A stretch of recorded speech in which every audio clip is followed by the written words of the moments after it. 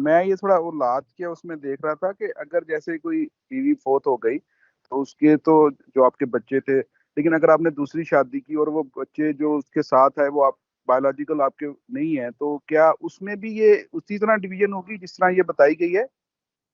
نہیں، اس میں نہیں ہوگی. آپ کے جو حقیقی بچے ہیں وہ ہوں گے.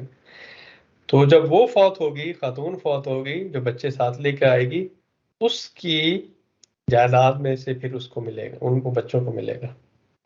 نہیں ڈاکٹر صاحب، وہ تو پھر آپ کی کسٹڈی میں آ گئے نا بچے. آپ کی کسٹڈی میں آ گئے، لیکن آپ کے وراثت کے حقدار نہیں. کسٹڈی میں آ گئے، آپ ان کی نگہداشت کر رہے ہیں، ان کو کھلا پلا رہے ہیں، لیکن جب جائیداد کی تقسیم ہوگی تو وہ آپ کے وہ نیچرل ورثہ نہیں ہے، وہ اس خاتون کے ہیں. تو جب خاتون کی ڈیتھ ہوگی، اس کی جو بھی ترکے میں حصہ ان کو جائے گا. اللہ یہ ڈاکٹر کہ صاحب اگر آپ اپنی زندگی میں کسی کو دے دیتے ہیں تو ہاں، میں جو یہی ان کا کہنے جا سوال رہا ہے تھا. اس میں مطلب جی میں یہی عرض کرنے جا رہا تھا کہ اگر آپ سمجھتے ہیں کہ وہ ان کو بھی ملنا چاہیے تو آپ وصیت کر دیں. یہ وصیت میں یہ کر رہا ہوں کہ میرے جو ستیلی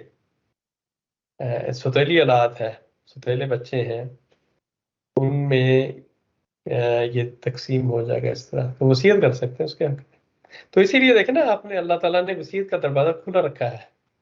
ہر جو آیا تھا اس کے بعد بتایا کہ وصیت کرنے کے بعد، پوری ہونے کے بعد، قرض ادا کرنے کے بعد.